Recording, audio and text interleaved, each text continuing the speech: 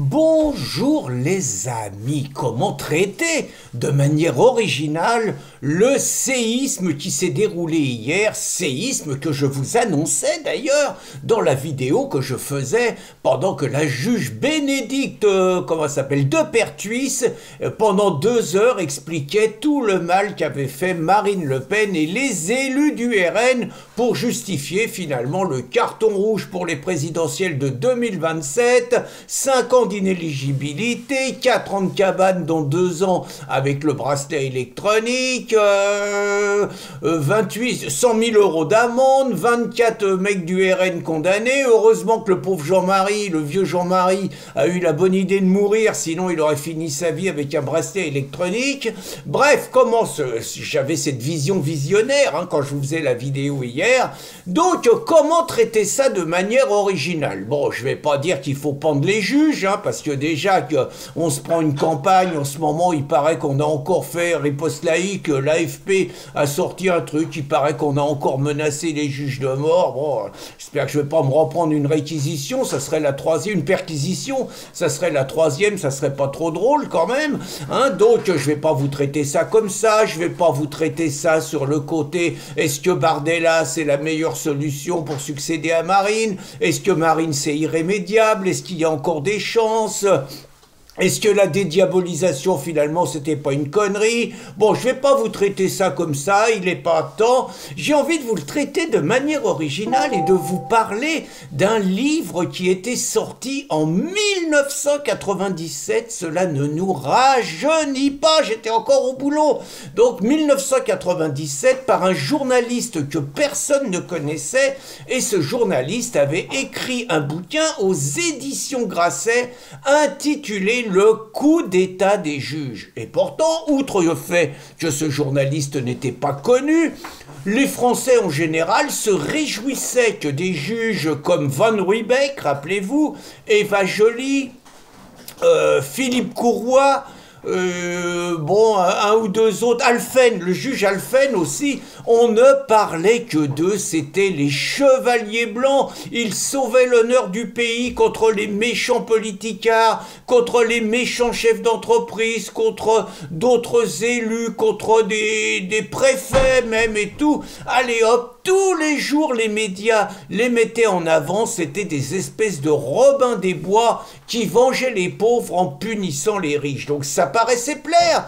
Et pourtant, il y avait ce journaliste qui expliquait qu'au nom des leçons de morale, au nom de quelque part une conception où on s'en prend à ceux qui prennent des décisions, à ceux qui sont en haut du panier, il suspectait donc une logique de coup d'état des juges et il reprochait aux juges de prendre beaucoup de liberté avec le droit au nom du droit. Il nous signalait même, cet auteur visionnaire, pour ne pas dire ce génie, qu'un préfet de 80 ans, c'était en 1997, un préfet de 80 ans avait été mis en examen pour ne pas avoir prévu les inondations de Vaison-la-Romaine en 1965.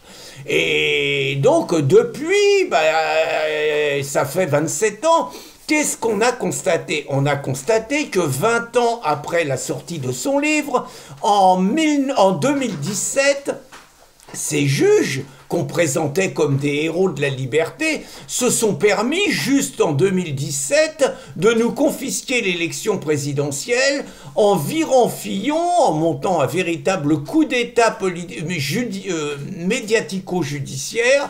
Fillon devait gagner la présidentielle de 2017, je ne sais pas si ça aurait été bien, mais en tout cas c'est lui qui devait gagner. Les juges l'ont mis hors circuit avec le parquet national financier mis en place par Hollande. Et résultat, on a eu Choupinet. Alors, on a constaté, je saute 7 à 8 ans, qu'est-ce qu'on a constaté? On a constaté que ces juges ont fait fermer une chaîne de télévision, C8. C'est quand même juste la première fois que ça arrive en France. Qu'est-ce qu'on a constaté?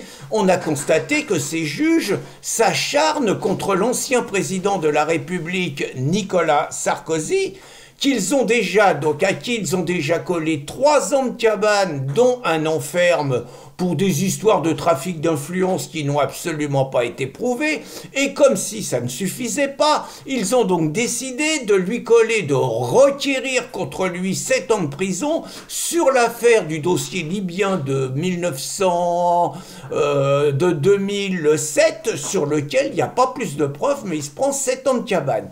On remarque que ces juges, par ailleurs impitoyables avec les élus de droite, je rappelle que Fillon, dans la foulée, s'est pris 4 ans de cabane, on remarque que ces juges sont pourtant d'une grande indulgence vis-à-vis de François Hollande, alors qu'il ne serait pas difficile de prouver qu'à travers plusieurs de ses décisions, il a ni plus ni moins trahi les intérêts de la France et qu'il mériterait de se retrouver au tribunal. Il a par exemple avoué qu'il avait fait assassiner des personnes. Ne fût-ce que ça, je pense que des juges zélés pourraient lui demander quelques comptes. Rien du tout.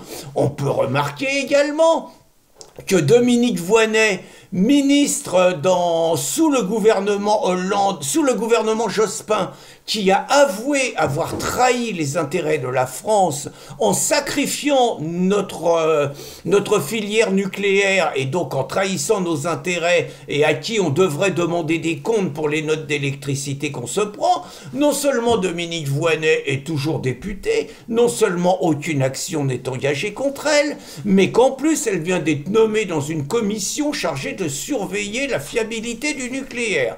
Donc vous voyez les juges, hein, intéressant quand même, hein, en sachant que parmi tous ces juges qui faisaient la loi dans les années 1997, ils ont presque tous fini en politique, et qu'Eva Joly a même été Eva Joly, vous rappeler, nous ne foulons pas des défilés militaires, nous foulons des défilés citoyens et autres. Bon, elle a été quand même candidate au présidentiel, je ne sais plus qu'en 2007, je crois, où elle a fait un score ridicule. Et donc nous constatons que ces mêmes juges, la semaine dernière, ont condamné Éric Zemmour, contre lequel il multiplie les procès. Je m'interroge, parce qu'il va bien y avoir l'écolo de service ou l'insoumis de service qui va faire une proposition de loi en disant que tout candidat condamné par la justice pour incitation à la haine ne pourra plus postuler à la présidentielle. Celle-là, ils vont nous la faire avant 2027. Hein. Et donc, Éric Zemmour a été condamné à 9 000 € d'amende, tout simplement pour avoir dit une évidence, c'est qu'il y a 2 peuples en France, et que sur ces 2 peuples, il y en a souvent un qui est assassiné, et il y a souvent l'autre dont des membres assassinent celui du peuple historique. Enfin bon, c'est une évidence telle, on le voit tous les jours, allez, 9 000 €, incitation à la haine.